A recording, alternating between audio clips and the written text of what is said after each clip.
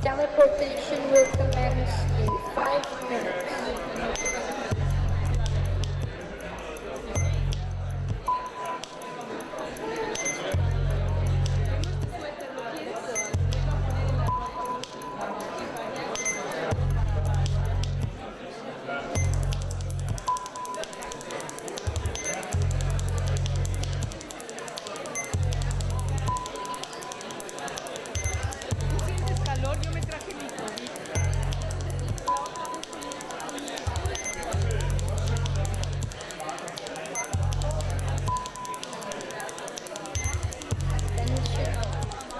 Do not leave any luggage unattended. Unattended luggage will be removed and destroyed.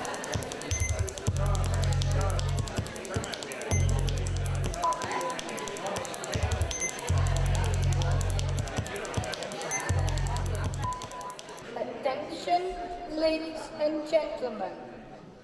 This is an announcement from Planet X31.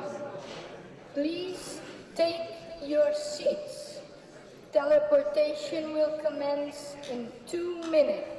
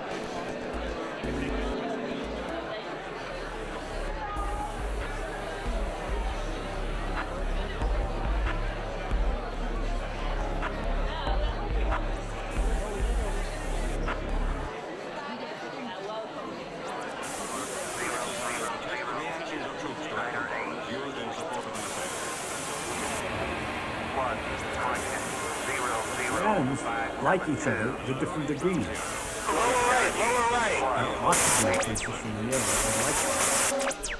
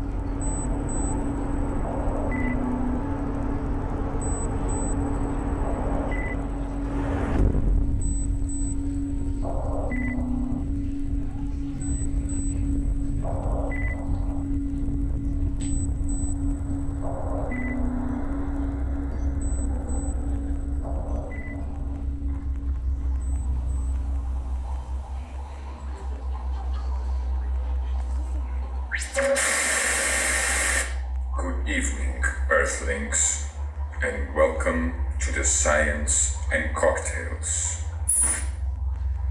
Science and Cocktails is an initiative taken in collaboration with the Niels Bohr Institute that tries to bring scientific research directly to the people without interference of any other type of intermediate media. It tries to create a night culture that evolves around knowledge, entertainment, discussion, cocktails, and art. Tonight's special event is due to the special arrival of Professor Michael Shermer for the first time in Denmark. Michael Shermer is the publisher of the Skeptic Magazine and writer for Scientific American, besides being professor at Claremont Graduate University and author of The Believing Brain. In his lecture here today, he will talk about the ability of humans to generate beliefs out of random information, and he will give examples from politics to economics to the paranormal. Later, the artist Michael Hexon, founder of the music collective A Key is a Key, and founder of the music collective The Magnetic Eagle, will give a performance that will take you into the psychedelic world.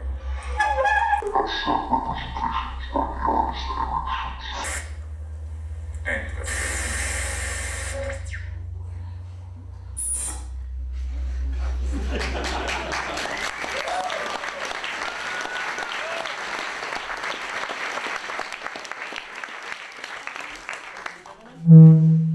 Please welcome Michael Shermer.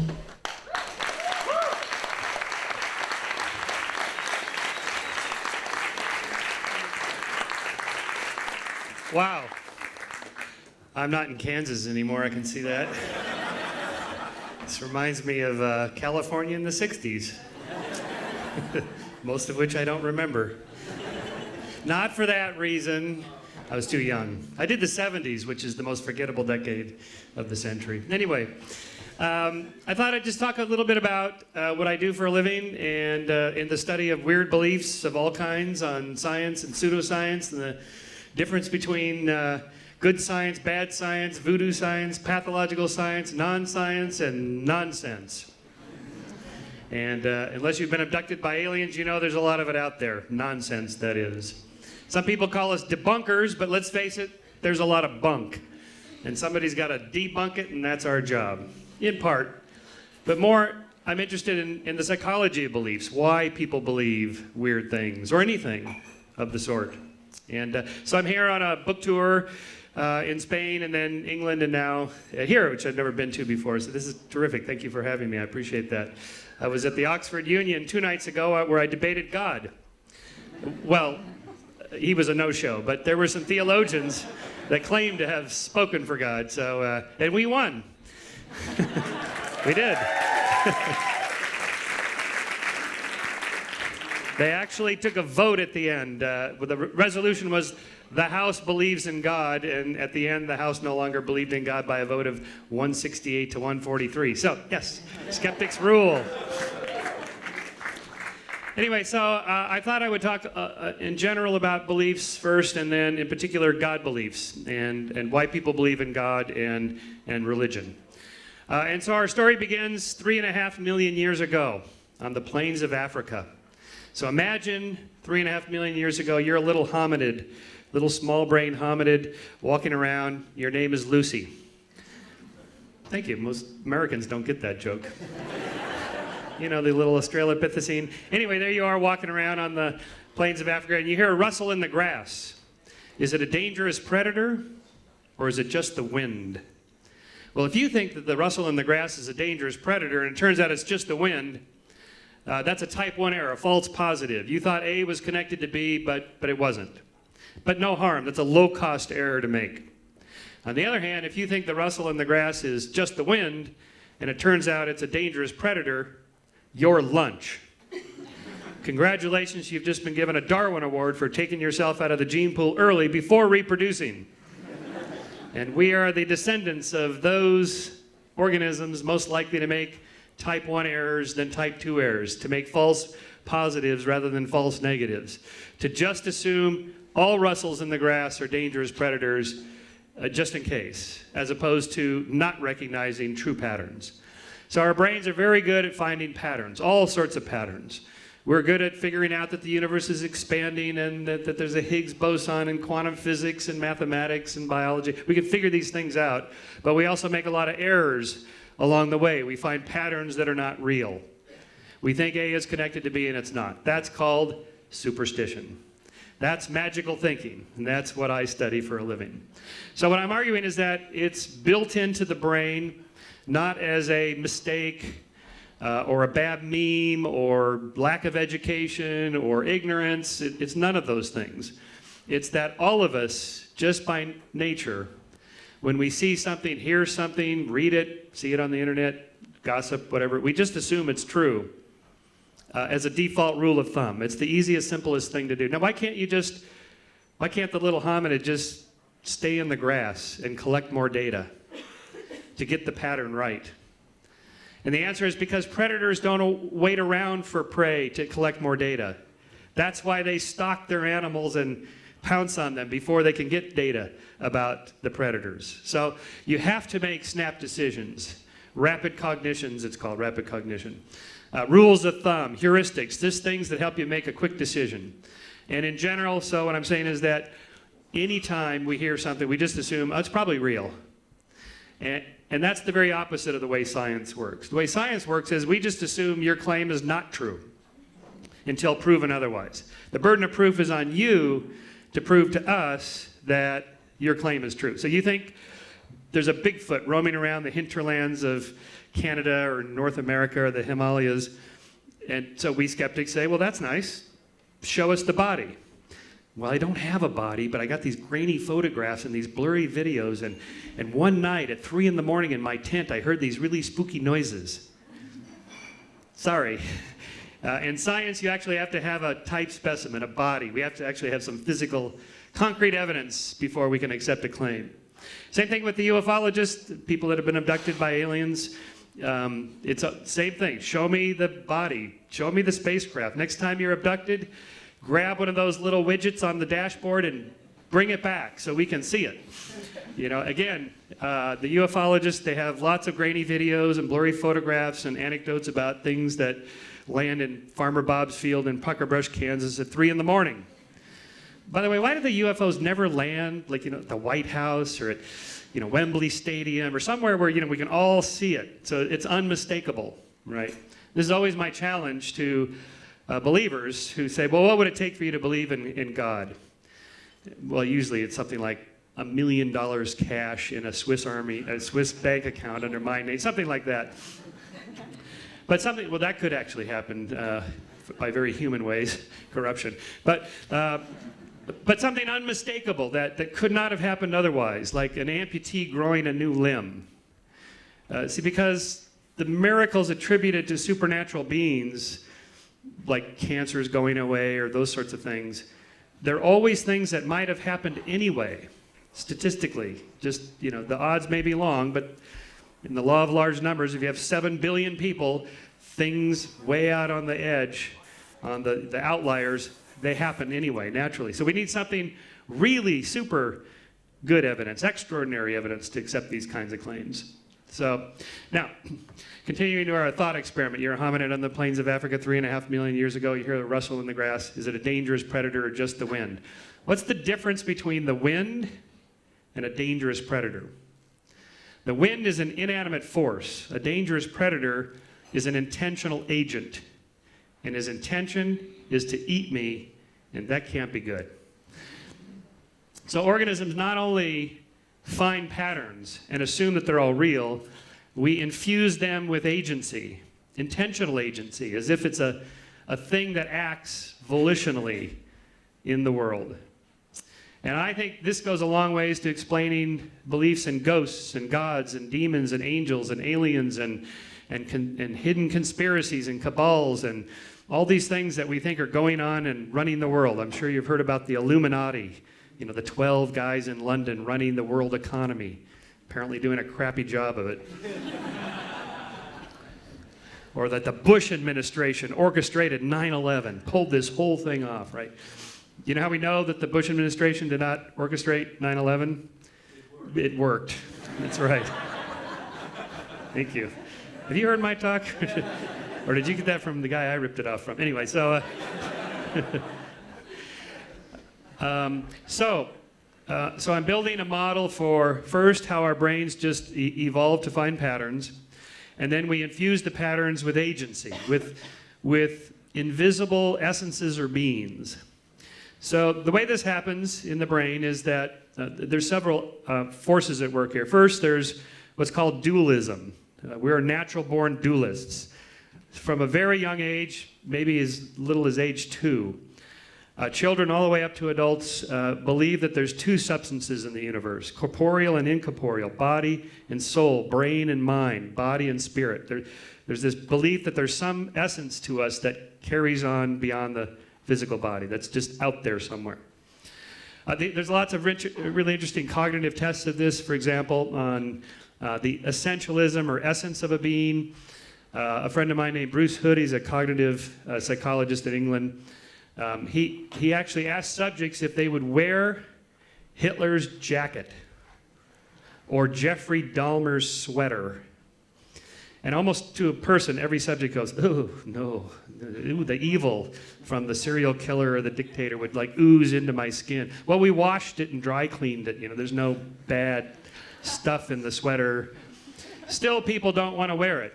These are adults. They don't want to wear it because they have this feeling that there's, an evilness to it. People that receive organ transplants often report feeling like their personality has changed, like the essence of the person that they got it from came with the organ. Liver, kidney, whatever, heart. Bruce also put up for sale Brad Pitt's shirt on eBay. Washed or unwashed? Which one do you think got the most money? Of course, you want the pure essence of Bradness. Ooh, so sexy, so hot. As if there's an essence that sort of goes along with it. But this is just one little experiment. There's thousands of experiments like this in which we can see children infusing into little games that the little plastic toy has an essence to it that still exists even when you take it away, all the way up to adults. So we do this. There's a great experiment by a psychologist named Jesse Baring in England who he brings little kids into a lab. And he gives them this task to do. Have you ever seen these like dartboards with Velcro balls? And you throw the ball and it sticks to the dartboard that has Velcro stuff on it. So he gives them the task. They have to stand at the line here and throw it. But then he makes it harder. He says, okay, you have to turn around and throw it backwards over your shoulder with your opposite hand. That's weak, your weak hand. So they miss and stuff. And he goes, okay, so I'm going to leave the room now.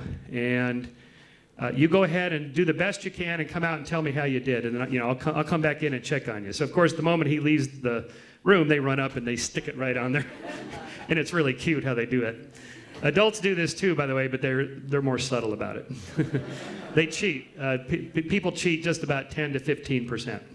There's another, I'll do a little sidebar, an experiment from Dan Ariely's research on this. So subjects are brought into a room and they're given this task of solving little mathematical problems. They're like Sudoku puzzles where you have to fill in numbers so that they add up. And there's a whole sheet of them and no one can finish the whole sheet. So you just do as many as you can in like 10 minutes or 15 minutes and then you're given like $1 per one you get right. So in the first condition, he's in the room and your task is to finish however many you can and you take it up and he adds them up and you get like $5 for each one you get or whatever it is. And the second condition, and they all do, X on average. Then the second condition, he leaves the room, and he says, okay, there's a shredder on the way out, next to the door. So on your way out, shred your answer sheet and just tell me how you did. Now, you'd think people might, I did twice as good, like the amount of cheating would be like 100% more. No, it was about 10 to 15% more. So we think people cheat just a little. Unless they're psychopaths or something, but just enough because you think your fellow group members may buy the exaggeration this much on your resume, but not that much. Okay, so And that's kind of how we evolved, which is why, in a way, psychopaths can get away with huge lies, because most of us recognize little lies and figure, well, nobody would lie that much. Okay, so back to the little children. So in Jesse's second condition, he leaves the room, but he says, okay, next to the dartboard here is a chair. And sitting on the chair is an invisible princess. Her name is Princess Anne. And she can see you while you're doing the game. And the little kids are like, but there's nobody there. And he's like, yeah, she's invisible. Oh, invisible, okay. And of course, you see them like want to go up and they're looking at the chair like, I don't know. Right, so they don't cheat. And they're little kids, so they immediately grasp the concept of an invisible rule enforcer. You see where I'm going with this, right? I mean, it starts early. So here's what happened about 5,000 to 7,000 years ago. These small bands and tribes of hunter-gatherers that we evolved in for millions of years began to coalesce into chiefdoms and states, larger populations, from a few dozen or a few hundred to thousands, tens of thousands, hundreds of thousands. And before that, with hunter-gatherers, you can enforce the rules of social cooperation, food sharing, largely egalitarian food sharing sort of environment. People that cheat a little bit too much, the outliers, they're taken care of, they're punished. If they're really crazy, if they're super psychopathic bullies, they actually take them out and they just never return. And so we know how they deal with these things informally. Or if there's a dispute, everybody sits in the quad and talks about it, and then they vote or whatever they do to solve these conflicts. Okay, the problem is if you have too many people, thousands, tens of thousands of people, there's too much chance for free riding, for cheating the system. So in the new system, you have to have a set of rules and everybody gets a copy. And so the first set of rules is distributed by an organization called government. So the first organizations to help people live in large communities was government. The second force was religion. So 5,000 to 7,000 years ago, everything changed. And so the government gives you a set of rules and says, here are the rules, here's the penalties if you violate them, and so on. And then religion says, and by the way, if you think you got away with it, you didn't, because there's an eye in the sky that keeps track. There's a Princess Anne watching everything you do, and justice will be served in the next life, if not this life. And so really, that's the evolutionary basis of religion. I see it as a sort of an evolved mechanism of behavior control, of reinforcing the rules, reinforcing the propensity to want to treat other people reasonably well. Everybody cheats a little bit, 10 to 15%, but if you go too much out of what's acceptable, then something's going to have to come down on you. It's either the government or religion. So we've had that for 4 to 6,000 years, which is why secular governments, constitutions, the whole Enlightenment idea of liberal democracies, this is all so new that we're still kind of experimenting to figure out what's the best system to use to replace the old system. Now, I realize here in Northern Europe this is not a big issue, but where I'm from, 95% of Americans still think without God you cannot be a voting citizen. You cannot be a politician. I mean, even Obama, who most of my friends think doesn't believe in God at all, I think he probably does, but whether he does or not, he has to say, God bless America, after every speech. It's just the way it is. And so that, even in the 21st century, that belief is still pretty deep. And so, roughly speaking, about 84% of the world's population believes in some kind of a personalized God. So that comes out to about 6 billion people now out of the 7 billion. So it's a lot. So from a scientist's perspective, this cries out for an explanation, some kind of there must be something deeply important about that. So the social aspect is where I come in with religion, and then in terms of like how brains work, the pattern finding, the infusion with agency, and that sort of thing. Now we have other lines of evidence as well. We know from behavior genetics studies that roughly 50% of the variance of people's religious beliefs is accounted for by their genes.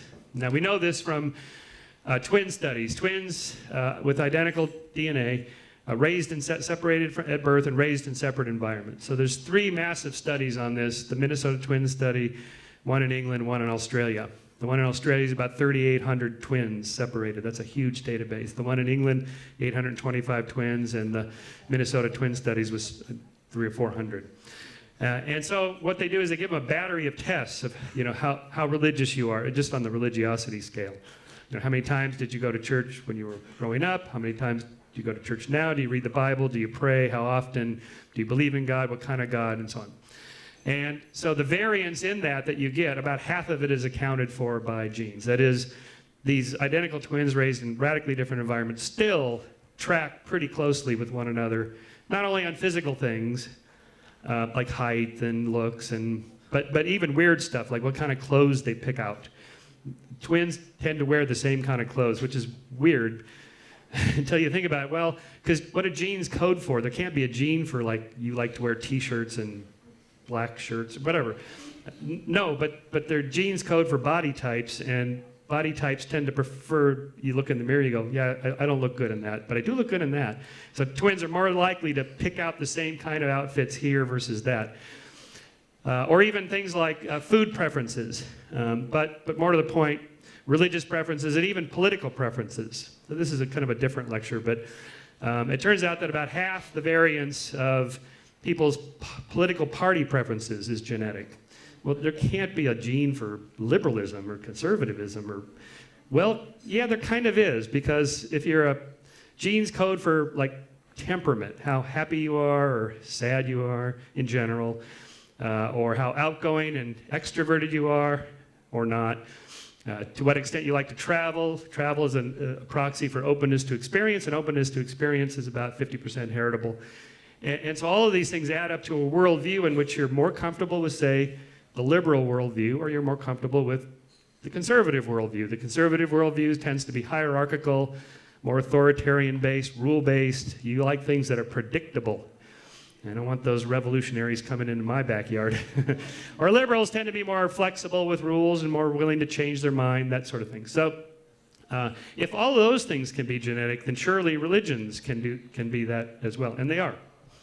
And so, of course, there's no gene for Catholicism or anything like that. But if you have a kind of a propensity to like these kinds of religions versus those, and you're raised in one of them, then it's like a double reinforcement.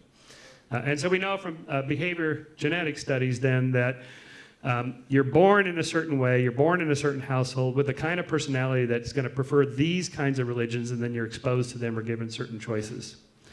Now, one reason to bring all this up is to argue contra to believers. If all that's true, then how can you argue there actually is a God?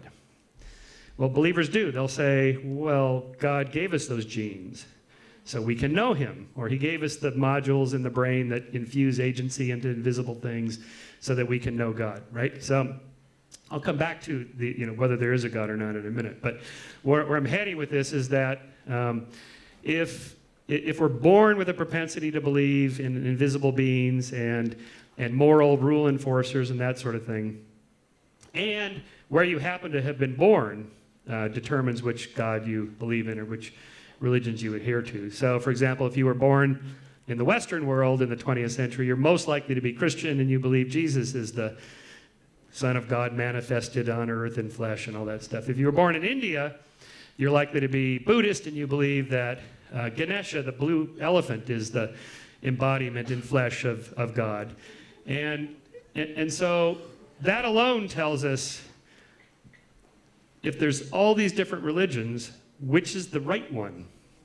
So this was my argument at Oxford, was about 2 billion of the 6 billion people are Christian who believe in Yahweh and Jesus. What about the other 4 billion? Are they just wrong? Here's what people say to that question. Yeah, they're wrong. To which I say, are you really sure? Are you that confident? And they, yeah, I am. And I said, how about just a modicum of modesty, or perhaps you might be wrong? Nope. Well, so here's what happens. This is the other thing our brains do. Once you commit to a belief, it gets reinforced as truths in various ways of cognitive cognitive biases like the confirmation bias, in which you look for and find confirming evidence for what you already believe, and you ignore the disconfirming evidence. So once you think X is the way it is, then you'll just find evidence to fit that, and you just ignore all the other evidence. You remember the hits, you forget the misses. By the way, this is how psychics work.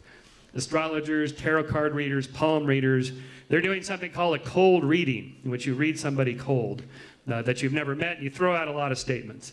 And the person getting the reading only remembers the hits. Right? That's the confirmation bias. It looks, by the way, I'll tell you a little bit about that in case you ever encounter this. And you've seen these people that talk to the dead? Okay, anybody can talk to the dead. It's getting the dead to talk back. That's the hard part. Okay, I'm a little warm. You don't mind if I... It's hot up here. Sorry. I didn't think it was going to be this hot. Okay. It's a free... All right. No. Jeez. I'm traveling with my daughter. Come on now. But she went to the ballet, so... No. California's not like that anymore. Anyway, so psychics. So you just start. So the cold reading starts off very broad and general, like, ma'am, I sense you're a very intelligent woman, thoughtful. You got a good sense of humor, and people really enjoy your company. Now, what is she going to say? You know, that's just not right. That is not me. No, of course, everybody agrees. This is called the Barnum effect. Offer something for everybody. Everybody likes a Barnum reading like that. But then you can just start to narrow it more and more and just get focused on things. Like if it's somebody who you've come to see me because you've lost somebody, I might start off something like, I'm getting a father figure coming through here. I don't know if this is a father, a grandfather, uncle, friend of the family. Just, pretty much anybody that's passed over, I'll take. And then she might say, well, yes, it was my grandfather. Don't tell me. I'm getting a grandfather. Could it be a grandfather? I'm getting an M name, and it could be Mark or Michael. Yes, it's Michael. You don't tell me. I'm getting is it an M-I? Could it be Michael? Yeah. And then she'll forget that she actually told me these things, and that's part of the confirmation bias and the cold reading effect. There's books about this. You can go to skeptic.com, our webpage. We have a How to Be a Psychic for a Day. How to be your own psychic. There's about 200 things you can say. I'm getting something about a red dress. I don't know what this means, a red dress. See, now I'm putting the onus on her to tell me what this red dress that the figure coming through is telling me about. And now she'll go through her memory bank. Red dress. Oh, the prom, or whatever. Or with you, I might go, guys are into cars. Yeah, I'm getting something about a white car. Does a white car mean anything to you? He could have had a white car, borrowed a white car, wrecked a white car. His brother had a white car. His dad had a white car. Anybody, any connection at all, boom, you got a hit. The scar on your knee. I'm seeing something about is there a scar on your knee? Everybody's got a scar on their knee. Ma'am, you've got I sense that you have earrings, but you're missing one. And you've been hanging on to the other one to try to hope it comes up, right? Or, sir, you've got some power tools in your garage you've been meaning to fix. There's a calendar, if it's January, February, March. There's a calendar on the wall that's out of date.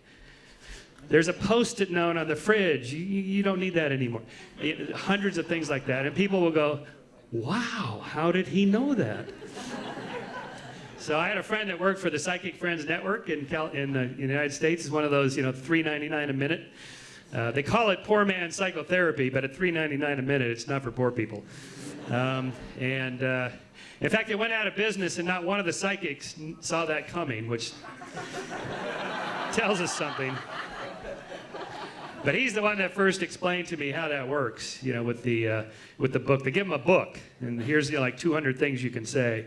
In addition to, and go light a candle and get a purple crystal with a tablecloth that's sort of paisley. Oh, okay. And this is just adding fluff to it. And then you work your way through the big subjects: love, health, money, career. Everybody wants to talk about that. I'm sensing, sir, that there's some financial tensions in your household right now. Who doesn't have fun? You know, or you're thinking about a career change, or you've been thinking about travel, or you know, you're in a relationship and one of you is more committed than the other one. This is pretty much always the case, right? So, so these are how psychics work. It's a tried and true technique, but back to the larger point, it's because people want to believe it. The confirmation bias kicks in along with some other cognitive biases that reinforces it as truth. Now, in the case of religion, once you commit to a religion, you go into the bubble. I call it the bubble. And I used to be in this bubble when I was in high school and college. I went to Pepperdine University, which is a Church of Christ school. I was a Christian, evangelical. And when you're in the bubble, everything gets reinforced as the truth. Any kind of dissenting views are immediately squashed or answered in a pretty predictable way. It's internally coherent and logical and consistent. Everything just makes perfect sense. From the parking spot you got, to the job interview, to the girlfriend, whatever it is, God had this all in mind. It was all planned out, even bad things. Oh, you know, this is for a good reason. Because look what happened after the bad thing. This good thing happened, and that wouldn't have happened if the bad thing hadn't happened. No matter what happens, it's fully explained. Until you get out of the bubble. And then none of it makes sense. So one of the reasons people are consistent in their beliefs once they go down the pathway, by the way, it's not just religion, it's political beliefs as well. I mean, once you commit, say, where I'm from, once you commit to being, say, a conservative, and that's your preference by nature or whatever, then you listen to Rush Limbaugh and watch Bill O'Reilly, and you read the Wall Street Journal, and so on. But if you're a liberal, you read the New York Times, and you listen to NPR, and you watch PBS, and there are no radio talk show hosts for liberals, I'm afraid. And so, but everything gets reinforced right there for your bubble. And so it's the same way with religion. And so, of course, the hard problem is, well, then what do we secularists do about that? I know it's not a problem here, but in the United States, it's a big problem. So, you know, our thing is just to teach critical thinking, teach science, teach reason and logic and rationality is a better way to live in the world, and try to sort of pull people in like that, and hope that they sort of expand into that. Including beliefs in God. So you start with the fun stuff like Bigfoot or UFOs or psychics, and then people can see, oh yeah, that's a bunch of baloney and that's BS, and okay, but it's all in the same category, because there I'm talking about fun paranormal things, but there is no paranormal or supernatural at all. These are just words, linguistic placeholders for things we don't yet understand, or there's some mystery we can't explain. When in the analogy I make is like when astronomers or cosmologists talk about dark energy or dark matter. They don't mean those words as explanations. They're just, we have to talk, so we have to call it something. In this case, galaxies do these weird things where there's not enough stars to hold them together the way that they're rotating. And galaxy clusters are in a way that are held together, that there's not enough matter that you can see to explain it. So they say, okay, there must be dark matter. There must be dark energy. But they don't mean that. That's not the answer. That's just, we're going to call it something for now until we figure out what it is. Now let's go figure it out. The mystery still needs to be explained. And after all, that's what graduate students are for. Give them something to do. Now, put my name on it, and anyway. But in the case of...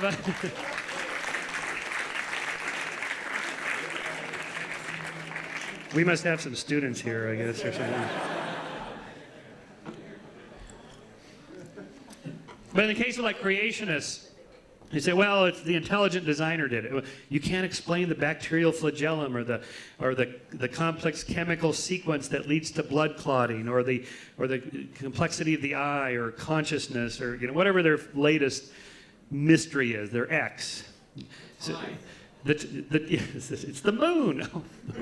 This is a reference to a TV show, and Colbert had an astronomer on to explain the tides, because Bill O'Reilly was saying the tides go in, the tides go out, the tides go in, the tides go out. There must be a God. So Colbert had on Neil deGrasse Tyson from the Hayden Planetarium in New York, and so they decided the moon was God. Anyway, it's pretty funny. By the way, it was Colbert who talked when I was on his show. He talked me into not being an agnostic anymore because he said an agnostic is just an atheist without balls. So I didn't like that. So no, anyway.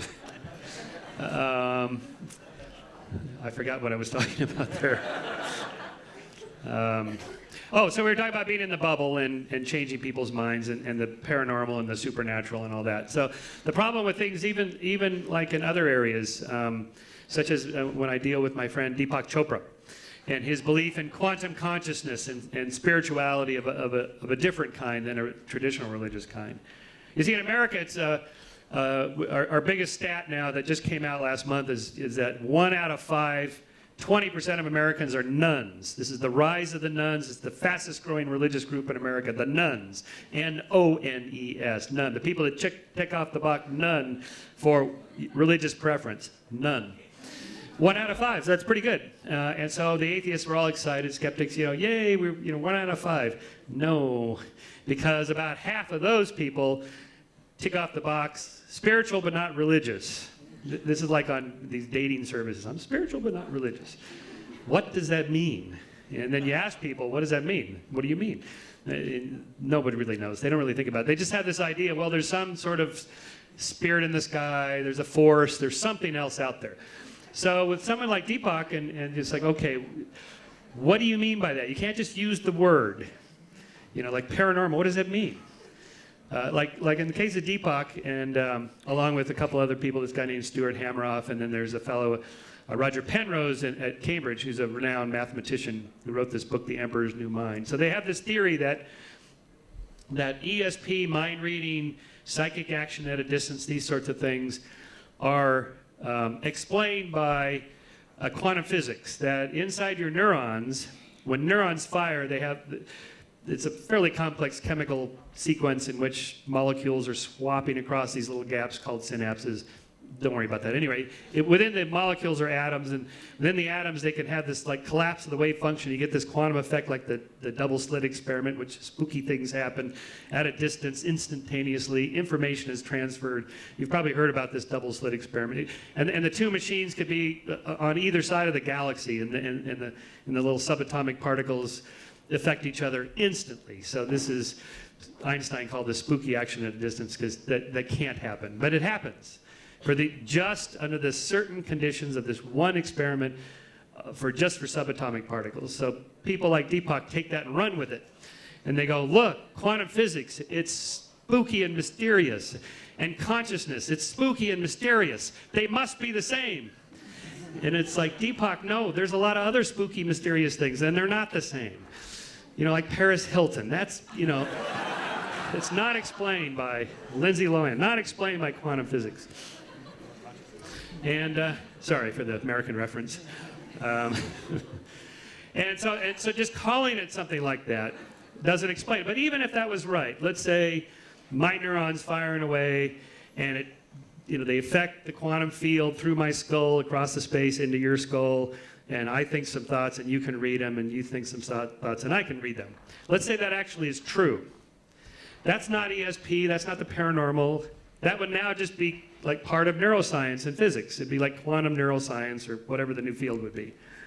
So you see where I'm going with this. Once science explains it, it becomes part of the natural world. It's just part of nature. There's no supernature, there's just nature. And so I would take this all the way out to God.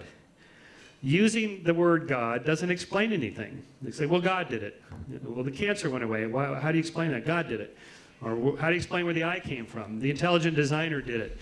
Or where do you explain universes? Where do universes come from? How does something come from nothing? God did it. It doesn't explain it. A scientist still wants to know, how did she do it? I mean, how did this happen? How did she do it? Yeah, okay, thank you. I just wanted to make sure this... I'm sorry. In America, that's like a shocking thing to say. No, the fig leaf and everything. I mean, come on. God has a penis. Yes, I'm sure of it. So we're left with, I guess the ultimate question is, if science does find God, what would it find? I contend it could not find anything other than an extraterrestrial intelligence of such advanced state that it appears godlike to us. So just think about this for a second. If our little Lucy from 3.5 million years ago was transported till today and shown iPhones and computers and radio and television and planes and stuff, we would appear godlike to such a being. And that's only 3.5 million years. That's really nothing on an evolutionary timescale. So imagine the SETI program, the search for extraterrestrial intelligence, succeeding in making contact with an extraterrestrial civilization. The chances of them being really close to us in evolutionary parallel is practically zero. This is why we know that the ufologists are wrong about Roswell and that the aliens landed in Roswell, New Mexico, and we captured their spaceship and back engineered their computers. And out of that, we invented Silicon Valley because we discovered, Intel chips or some such thing. Which at the time were just barely better than vacuum tubes. So you're telling me that extraterrestrial intelligences managed to solve the problem of vast distances of interstellar space in these huge, magnificent spacecrafts and so on with technology 5 years better than us? And by the way, if we do make contact with aliens, they're not going to be bipedal primates with gnarly stuff on their forehead, speaking English with an Indian accent. This is a product of limited budgets for television wardrobes and makeup. So they just have to work with the actors, and that's what you're stuck with. Which is why thoughtful people like Carl Sagan did not show the aliens in contact. He just chose not to show them because we're too limited in our imagination of what they might be like. I mean, just think of evolution on Earth. How many of the billion or so more species that have evolved end up bipedal primates? Just a few. Just one now, but unless Bigfoot is real. But at the time, maybe in Lucy's time, for the last 3.5 million years, there's maybe been 12 to 24 bipedal primates. That's it, out of billions. So the chances of this happening on some other planet are very slim. And the chance of them being right parallel with us technologically is also pretty much zero. And we're not going to encounter them if they're less than us technologically. They're going to be, because they don't have spaceflight yet, radios to talk to. So they're going to be more advanced. How much more advanced? So millions of years, probably, at least. So just take Moore's law of the doubling power of computers every 12 to 18 months. And those curves, those Moore law type curves, they're asymptotic curves. They keep growing and growing. They're doubling and doubling and doubling. They apply to all sorts of technologies, not just computer doubling power, but almost DNA sequencing, for example. We'll all be able to sequence our DNA for like $10 in about 10 years. This is all coming. So all these things are happening. So look what we've been able to do just in the last century, from the Wright brothers to the moon in 69 years, from Crick and Watson in 1953 to genetic engineering today. Extrapolate that out, instead of 50 years, 500 years, 5,000 years, 50,000 years, 5 million years. Think of what aliens could do with that kind of power, and what would they look like to us? So engineering and creating whole life forms, creating planets, creating stars, it's just an engineering problem. You just got to get collections of dust and clouds of hydrogen gas to start condensing, and you'll get a star. Even very speculatively, you could possibly get new universes to be born by getting stars to collapse into black holes, in which that may be where new universes come from. So that's pretty speculative, but you get the idea. So, and you're probably familiar with Arthur C. Clarke's third law. Any sufficiently advanced technology is indistinguishable from magic. So there's a guy, for example, in America who has he's a quadruped. He's quadriplegic. And he has a chip in his brain that he's been able to be trained to move a cursor on a computer. And he can read email and do computer games just by thinking about it. He just thinks about it, and the cursor moves, clicks, and so on. And now, if you didn't know about the chip in his brain, it looks like telekinesis. Look, he just thinks a thought, and the computer obeys his commands. But once you know about the technology, then you go, oh, it's not spooky. It's not paranormal. It's just technology. Okay, so that's my contention for God. There can't be a God. There can't be a supernatural. If there is, then we can't know anything about him because we're in the natural world. So my challenge to theists is always, because they always fall back on the final answer after we've rebutted every one of their arguments. Well, God is outside of space and time. He is supernatural. Okay, but if he's acting in this world in some way, he's got to reach in and stir the particles somehow to cure the cancer. By the way, how does he do that? Does he reach into every single cancer cell and reprogram the DNA to shut it down from replicating so rapidly? How does he do that? Yeah. But of course, there's no answer to that. So, but in any case, if that were the case, then we can measure it. And we could say, yeah, there it is. It's very detectable. The supernatural being has come into the natural world, and we can measure it naturally. Then it becomes part of science. If it's just always outside of the natural world, then you can't know anything about it. And so what's the difference between an invisible God that's not measurable and a non-existent God? None. Which is why I'm an atheist. Or, well, sometimes I go for militant agnostic. I don't know and you don't either. This is a big subject amongst atheists. What do we call ourselves? You know, agnostic, atheist, skeptic, humanist, secular humanist, free thinker, bright. Probably remember the brights, because the other guys are the dims, which they were not too happy about. You know, but in reality, nobody's really an agnostic waiting for more information to come in. At least I'm not, because I contend, as I just said, there is no experiment we're going to run that can determine once and for all, yes, there is a God, no, there isn't a God, here's the statistical significant measurement or whatever it is. That's not going to happen. So you might say, ontologically speaking, I'm an agnostic, you know, I don't know, nobody knows for sure, and just leave it at that. But behaviorally, nobody really is an agnostic. You have to behave as if there is or isn't. You get up on Sunday morning and you're doing what? You're going to church or you're not. Something like that. Right? Which reminds me of when Dorothy Parker, the American humorist in the 1930s and 40s, when asked why she doesn't go to church Sunday mornings. And she said, because I'm too fucking busy and vice versa. Yeah, it takes a second to... I'm just quoting somebody else. So to that extent then, all beliefs are, to a certain extent, subjective and subject to all the cognitive biases and all the flaws and cultural influences that distort us from really tapping into what's real.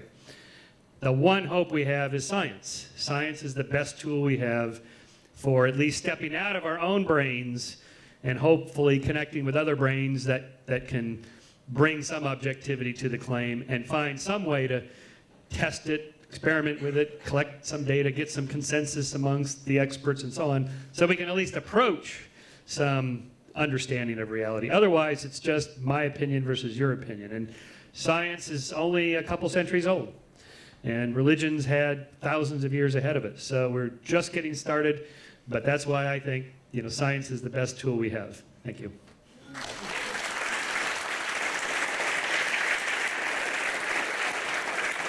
Thank you. Thank you.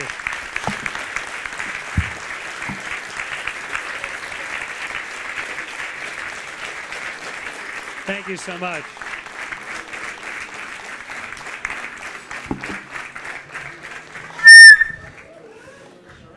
So I guess we have time for a couple of questions. Do we? Yes. Yeah. Okay. There's time for a few questions. And if you please help me with the microphone because it's hard to reach everybody. or I can just repeat the question. Yeah. You can.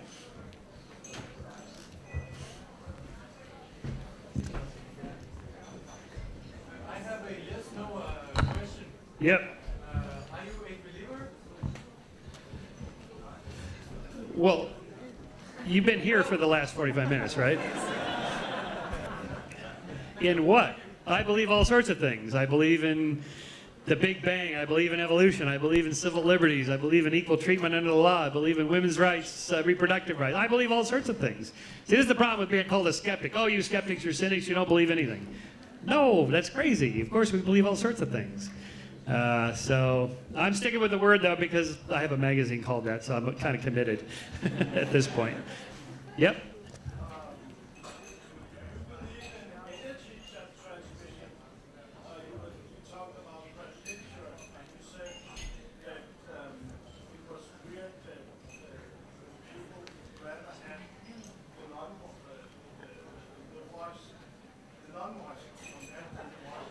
Yes.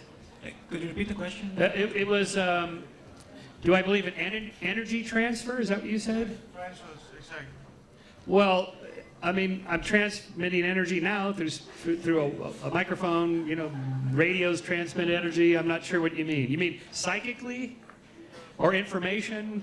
No, information compared to being in a shirt or something like that. Oh, well, my point on the shirt thing with the Brad Pitt shirt and all that is our brains impugn into the object something more than what's actually there physically. So you don't think that concentration camps have kind of a bad energy? Do I think concentration camps have a bad energy? In people's minds, yes. But not in any measurable way.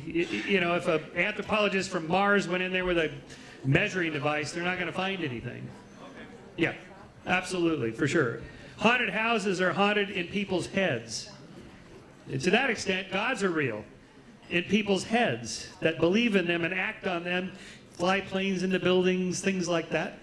Yeah, gods are real that way. Yes, ma'am. There's just so many things science can't actually prove yet. And some years back, thought the Earth was flat. Now we know it's round.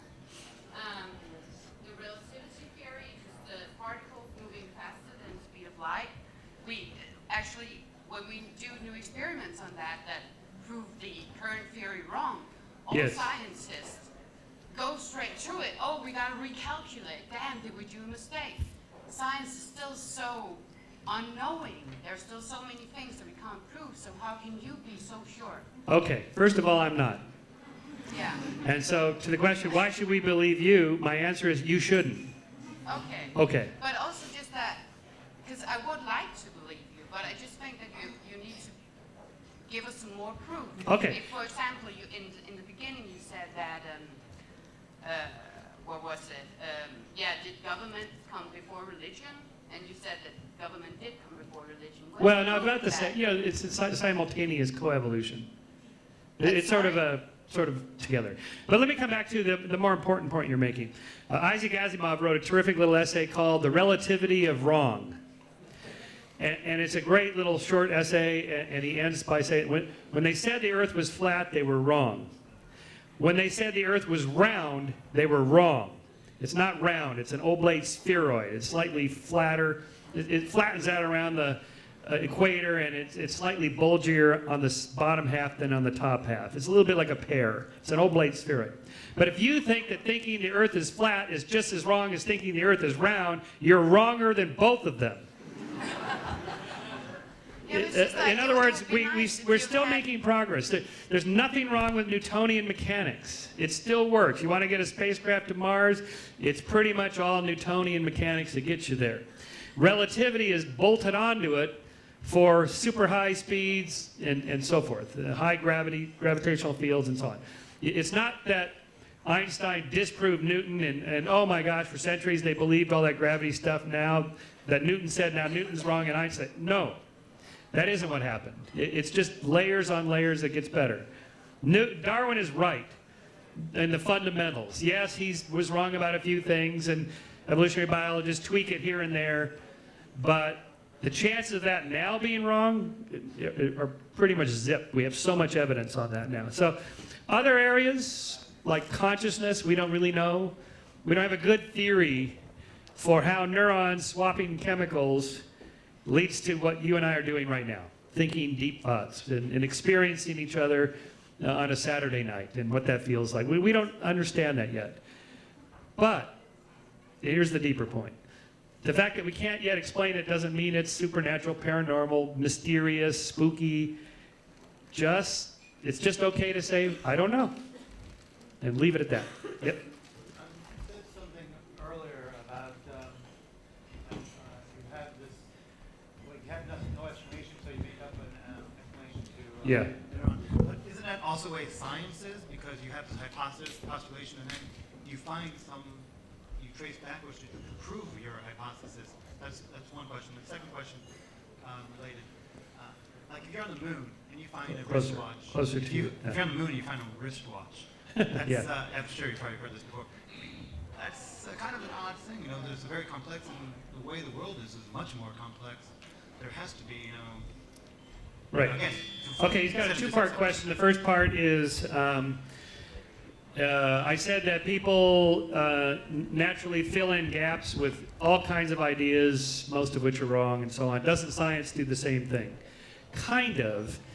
In a new area where we don't have any explanation at all, it's sort of accepted in scientific circles to just throw all kinds of crazy stuff out there and start testing it. And pretty soon you get them whittled down to it's probably this one or that one, and then it's that one. And that's how it works. So a little bit of that is okay. At this point, somebody coming up with some wild new crazy idea about physics is not likely to be right. Very unlikely to be right. In fact, there's a whole group of people that are alternative physics people, and they write famous physicists and people that write about science like me and people at Scientific American with their alternative theories of physics. And what they'll do is they'll take one tiny little anomaly that you physicists can't explain this thing over here. And therefore my theory explains that. Yeah, but our theory explains all these things here, and your theory doesn't explain any of them. So which is the likeliest one to be correct? The one that has 100 years of research behind it that explains all these things and can't explain this one little thing over here? Or this one, right? So that's kind of how it works. Now, he said something about finding a watch on the moon. Well, I would just assume the astronauts dropped it or something. But of course, his deeper point is the watchmaker argument. This goes back to William Paley, 1802. You're walking across a path, you come across a stone, you think, well, the stone looks like it naturally belongs there. I assume we don't need a stone maker to explain that. But if you found a watch that doesn't look at all like a stone, it stands out as looking designed. Okay, Darwin's book in 1859 on the origin of species was one long treatise to answer Paley. He knew Paley's work. He read Paley's work when he was an undergraduate in college. He knew it by heart, he said, and that's what he wrote basically to explain. Design comes from the bottom up by natural selection. Wings are designed to fly. Eyes are designed to see. Design is real. The watch equivalent, the metaphor of the watch is real, but we now have an explanation for how design comes about in nature. Functional adaptation. You got to have wings to fly, you got to have eyes to see, and so on. That's the answer to that. Okay. Oh, yep. This is kind of non-scientific, but how is it to get funding for science that you're doing? How do you get funding for science? You go to rich people and ask. But in the U.S.? Well, okay, there's funding agencies, government agencies, lots of them, hundreds of millions of dollars available. And then there's private foundations that fund science, whatever they're interested in. Like Paul Allen, the co-founder of Microsoft. He's funding a huge brain mapping institute. He's putting millions of dollars into mapping every connection in a mouse brain. So we know every single synaptic connection, every one, right down to the last neuron. And that's a huge project, so that's where it comes from. Who has the mic? Yeah, okay. So I'd like to ask you something about these nuns that you're talking about, and half of them are spiritual but not religious. Right. You said it yourself in the beginning. We are evolved to have a spiritual experience.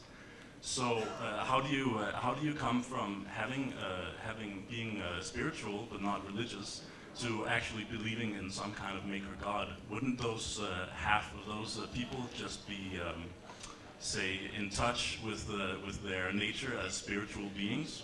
Yeah, I think that's correct. The problem with the word spiritual, it's so fuzzy. Of course, I hear this all the time, and I always ask people, what do you mean by spiritual? And I never get the same answer. Usually the answer I get is, I don't know. It's a feeling I get. Okay, well, when I look at a Hubble Space Telescope picture of galaxies, I get a feeling. It kind of feels, like awe and wonder and transcendence, like, wow, there's something spectacularly bigger than just me and our little society and our little political problems, and wow, the cosmos is vast and deep time, geological time going back billions of years. Wow, that makes me feel spiritually transcended or something like that. But usually what people, they usually mean something more than that. They mean that there's somebody out there that knows we're here, that cares about us. And usually they throw in, and loves us and wants to redeem us and, justice in the end, that sort of thing. And then you have a personal God. So I'd like to just add a comment to that. The issue of definition is actually the reason why I'm not an agnostic, because even an agnostic is wrong, because they're asking a question that isn't even clearly defined. Is there a God? Well, what is God? Yeah, you can just ask, you can just throw it back. Well, what do you mean by God? There are also apatheists. They're just apathetic.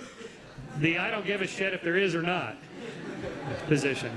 How about, let's go in the back there. Ma'am. No, you already said something. Let's go there. Yep. Oh, I'm sorry, I was just pointing. Here?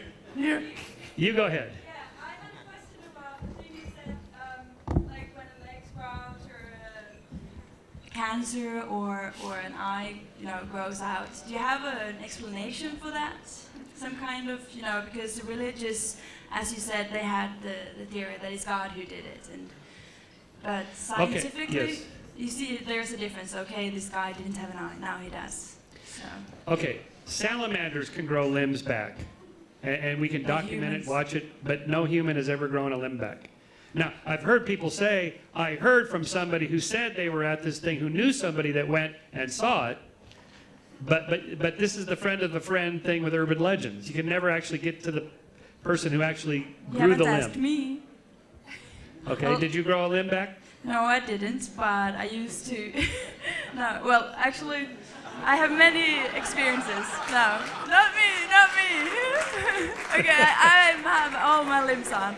No, but yes, I have had experiences myself, and yes, I have seen people coming in a wheelchair and seeing them walk out. So. Okay, wheelchairs and walking out. Let me tell you a little story about that. So you can go to one of these tent revivals and faith healer churches. They're all over America. They're a spectacular show. I've been to a bunch of them. They have their own wheelchairs.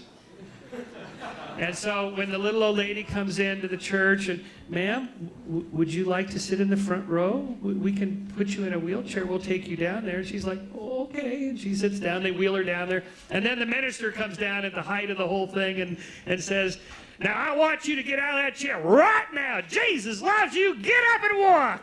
And she stands up, and people can't believe it. Wow, look, she's healed. They don't know she walked into the tent, right? But you didn't answer my question. It's a scam. I'm saying it doesn't happen. It's a scam. It doesn't happen? No. Okay, well, I have a different belief. That's just, yeah. I have it. Okay, but we probably should pass it on to, you can give it to the guy there. That's fine.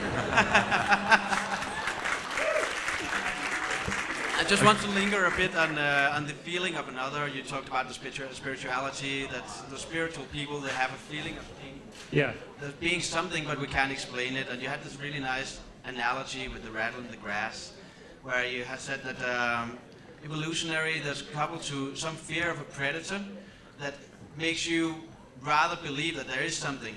So I just want to speculate about how much do you think this feeling of something else, which is kind of irrational, well, deceiving maybe, but anyway, how much is that coupled to emotional responses? Well, very much. Hugely tied into that, of course, but we're adding things on it because we have a big cortex and we have language and stuff. But what I described happened, gazelles, they're very skittish. They don't even think about it. They don't think, oh, it's an intentional agent, he wants to eat me. They're just reacting. So most of this stuff happens subconsciously. You don't even need a cortex for any of this. The fact that we have it, we bolt on layers and layers of meaning and emotions and all that to it. But you mean it's cortical? Yeah, right. Coupled to the... All right, let's come over here because I haven't gotten the left side. Yep, you go ahead. Okay. And I'll repeat the question. This might be a bit of a compound point, but I want to try to make it.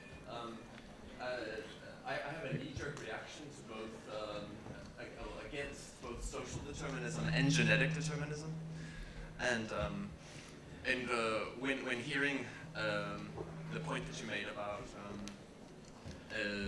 the twin studies, the 3 different twin studies, as being evidence for a genetic predisposition towards belief, also in similar entities. Mm-hmm.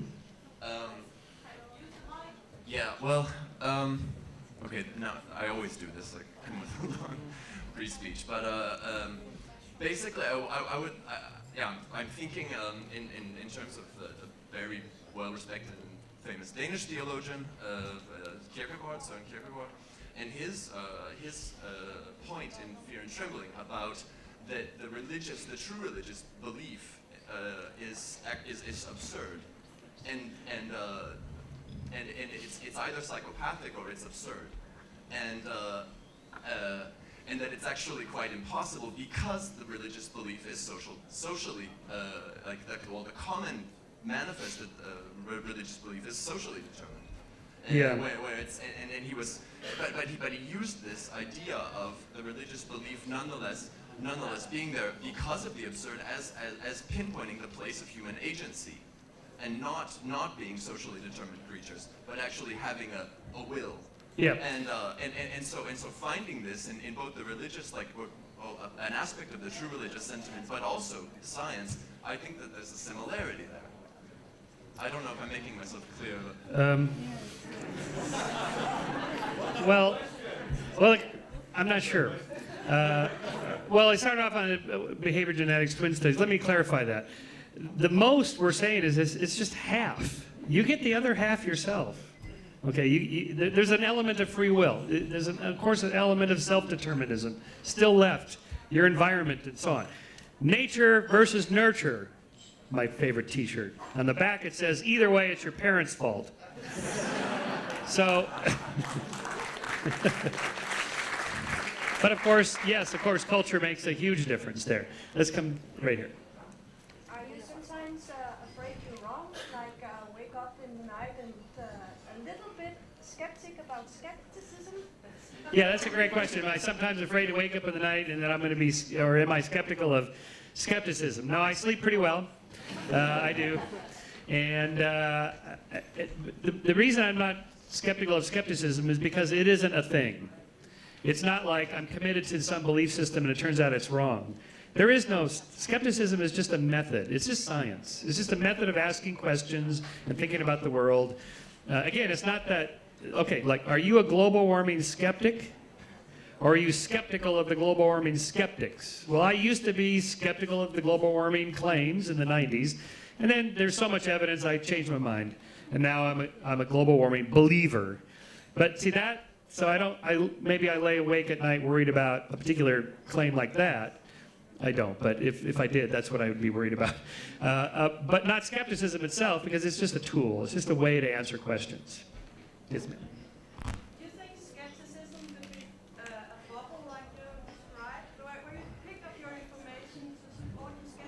Yes, is skepticism like a bubble and you're stuck inside of it? In a way, that's true. There is a social community of scientists and skeptics. We hang out with each other. We go to the same conferences. We talk about the same experiments and research. So I suppose, in a sense, that is a bubble. Of course, anybody can join. We would like everybody on the planet to be part of, not part of a group. There is no group. There's nothing to join. Again, just inculcate into your brain the idea of, the Enlightenment idea of reason, rationality. In other words, you should have reasons for why you believe things. It's not enough to just say, I think it's wrong. I think gay marriage is wrong because yuck. Okay? That argument no longer holds water. You can't make that argument anymore. In a Western society with laws, you have to make a case for why you want there to be a law. In other words, you have to use reason. But do you think maybe sometimes you overlook information that could talk against your skepticism? Like what? Give me an example. Like, for example, when someone tells you, actually, I have an experiment here that talks against your thought about there's nothing like negative energy or there's nothing like names growing up, and you say, okay, next one. No, I don't say next one. If somebody says, I have an experiment here that shows you're wrong, okay, great. Let's see it. Now, in science, this happens all the time, and then people go back to their labs and they can't replicate it. And then they realize, okay, this guy made a mistake, or I made a mistake, or maybe the claim is not true. This happens a lot in medical research. You'll see these stories, you know, coffee causes this, or hormone treatment causes that, and then no one is able to replicate it. What happens to that? We don't know. I mean, sometimes people get results that, well, sometimes they fake, but that's pretty rare. Usually just they make mistakes. So it's always okay for contradictory evidence. We like that. It's good. We're open to that. Can I? But it has to be consistent and replicable and so on. You can't just say, I have this experiment, and then if nobody else can replicate it, we're going to be skeptical. Remember cold fusion, 1989 cold fusion? You know, this is going to save the world. This will change everything. It'll be free energy, too cheap to meter. Yeah, Pons and Fleischmann, they held this press conference. They announced, we have the data. And everybody said, okay, show it to us. Show us exactly what you did to get this. And they did, and nobody was able to replicate it. And within months, that was the end of cold fusion.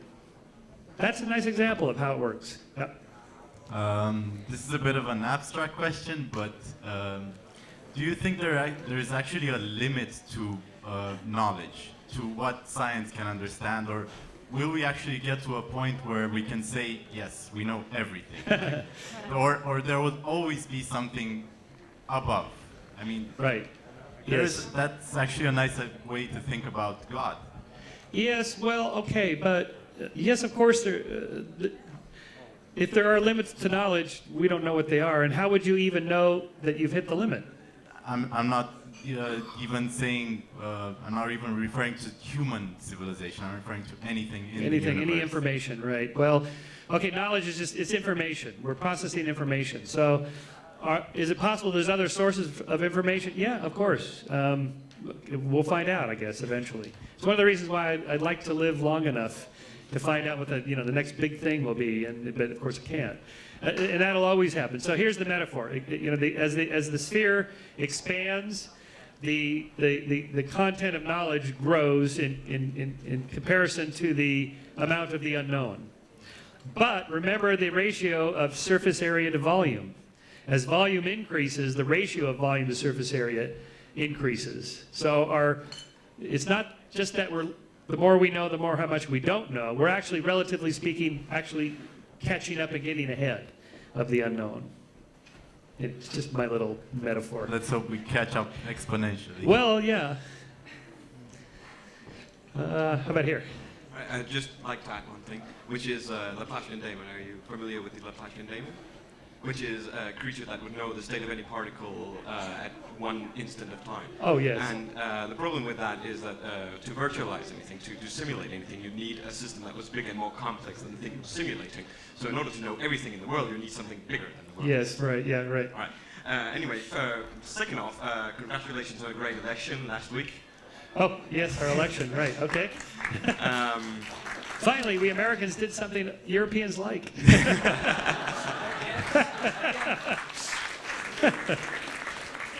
And third off, I am sorry. Yeah, I was just going to say that we're running short on time, so maybe a couple of questions more. So right, you have the mic.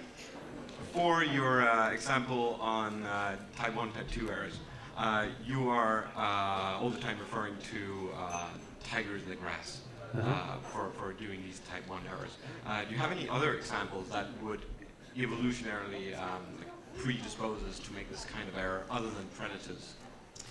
Well, so there's a whole chapter in the book on that. So say, for example, camouflage in organisms. Camouflaging is a kind of pattern process where you're mimicking a pattern that's already evolved to trigger something else in organisms to get them, to fool them into detecting that pattern in a certain way. So that would be an example. Yes, ma'am. Mr. Shermer, you started out by talking about debunking or deprogramming the patterns that some people see. Would you have no practical suggestions as to how to deprogram people who tend to see God-like patterns in the world? Right, so we debunk or deprogram people that believe weird things. What about God belief? So, well, this is a big thing for us, but mainly we're concerned with the practical applications or problems with religion. I'm less concerned with, say, the Jains, who are the most harmless people on earth. They believe weird things, but they don't even want to kill a bug. I don't lay awake worried about them flying planes into buildings or genitally mutilating women and things like that. It's other God beliefs that lead to dangerous behaviors.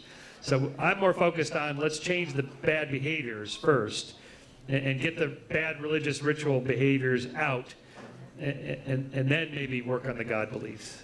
Now, somebody like my friend Richard Dawkins, he goes the other direction. Him and Sam Harris, they want to start with, if we eliminate the God beliefs, then the rest will follow. So I'm not sure which is the right approach. Maybe we should try both approaches and see what's the best way to do it. It's a hard one to... Okay, here's my most encouraging thing is since the Second World War, Northern European countries, religious beliefs have collapsed. They've gone through the cellar. And so, yes, you can still have a successful society with happy people, law-abiding, so on and so forth, without God. Here it is. So, this is the answer to that American claim. You can't have a happy, successful society. America is the most religious of all the Western democracies, by far, and we have the highest homicide rates, teen STD rates, teen pregnancy rates, suicide rates, and so on. So if religion is such a great moral prophylactic against bad behavior, how come we're the worst in most of these measurable characteristics, and we have the most religion? And Northern European countries, by contrast, have much lower rates, half or a third of American religious rates, and don't have those social problems. So you don't need religion. But does the politics concern you in that context? The all the apologists, all the believers that are... Oh yes, the apologists for the God beliefs. Yes, of course. That's why I debate them. And win. Yeah. Okay. Thank you so much. Thank you. Thank you. Thank you, Michael. Thank you. Thank you. Thank you. Thank you. That was really fun. Thank you, everybody. Of course, the night is not over. Michael will still be here. You still have a chance to talk to him privately at the bar. Just offer him a cocktail, and maybe you'll get him to change something other than water. I'm not like Hitchens. I can't get hammered on stage and still talk coherently. So we're going to have a small break now, and after that, stay tuned for a performance of the Magnetic Eagle.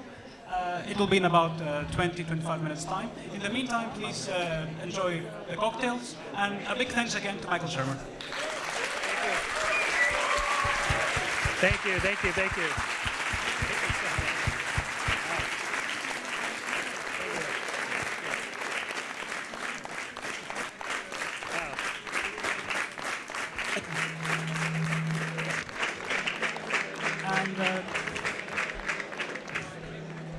And don't forget, our next session is on Tuesday, this coming Tuesday. Albert Geda is going to discuss why we need big brains in the first place.